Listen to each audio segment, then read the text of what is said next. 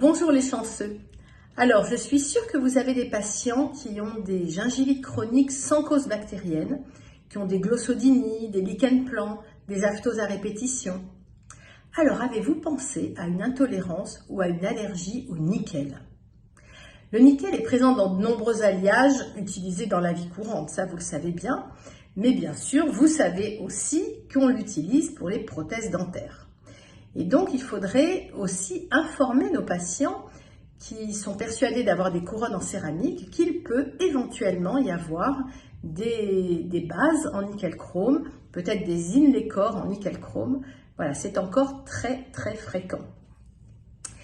Ce qu'il faut savoir aussi, c'est que la fiche officielle de toxicologie du nickel précise qu'il est susceptible de provoquer l'apparition de cellules cancéreuses et d'allergies cutanées. Donc, au contact d'un élément contenant du nickel, un eczéma peut se développer sur la peau, mais il peut y avoir également des inflammations et des pathologies qui peuvent apparaître dans la bouche à cause de ça. En plus, c'est l'humidité et la chaleur qui sont présentes dans la bouche qui vont augmenter le relargage ionique du nickel. Donc, dans la bouche, les gencives sont rouges violacées, surtout au collet des couronnes qui sont faites en nickel chrome. Et on se rend compte que les dents à côté, qui n'ont pas de couronne, n'ont pas du tout d'inflammation. Donc c'est vraiment une inflammation qui est localisée autour de la couronne, même si la couronne est parfaitement ajustée. Donc là, il va falloir quand même commencer à poser des questions à nos patients. Alors dans un premier temps, quelles questions peut-on leur poser? Et principalement, c'est le test de la boucle d'oreille et du bracelet de montre. Donc, bracelet de montre métallique, boucle d'oreille, et là, on va donc leur demander s'ils peuvent mettre justement des boucles d'oreille en pacotille ou ces bracelets métalliques. Et les personnes qui sont allergiques au nickel vont tout de suite nous dire « Oh, ben généralement, je n'ai que de l'or parce que si je mets des boucles d'oreille en pacotille, j'ai le lobe de l'oreille qui s'enflamme très vite. » Bon, on parle aussi des boutons de jean, voilà. Donc ça, c'est déjà une première question que vous pouvez vous poser et vous vous rendrez compte qu'en fait, il y a 10% de la population qui est allergique au nickel et il y a 30% qui sont intolérantes. Et donc, 80% de nos prothèses dentaires contiennent du nickel, hein, même le titane, hein, nos implants contiennent du nickel. Donc, il faut faire très attention.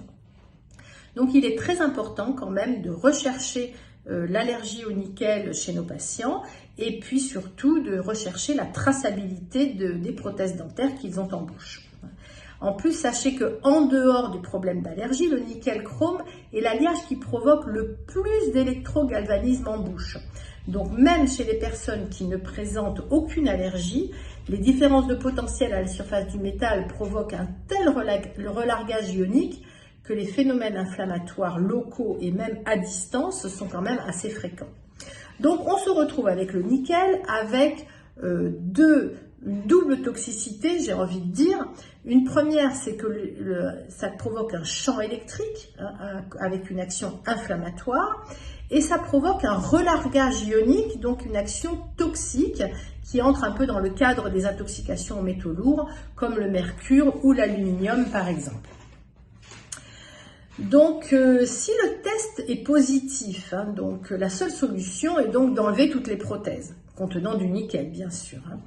Et puis, donc, ce qui veut dire que les implants en titane aussi, hein, donc chez certains qui contiennent donc il faut faire une recherche hein, sur la marque de l'implant pour savoir s'il y a du nickel à l'intérieur. Hein. Donc, vous comprenez que tout ça, c'est quand même pas anodin. Donc,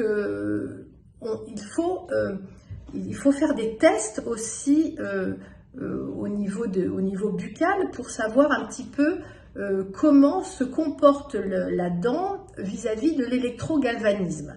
Donc on fait des tests avec un électrogalvanomètre qui vont nous donner les différences de potentiel sur chaque dent et on s'est rendu compte que parfois en enlevant juste la prothèse qui est le plus chargée, celle qui a l'électrogalvanisme le plus élevé, parfois, les choses rentrent dans l'ordre et on n'est pas obligé d'enlever toutes les prothèses.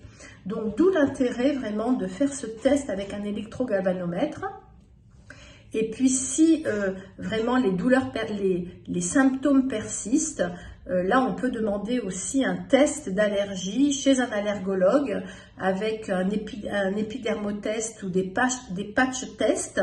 Et donc ce sont des petits patchs que l'on met sur la peau, généralement au niveau du dos, et ça provoque, s'il y a une allergie, ça provoque une petite plaque d'eczéma. Donc ça, on fait ça en dernier recours, parce que bien sûr on évite d'être obligé d'enlever toutes les prothèses aux patients, mais bon, si on ne peut pas faire autrement.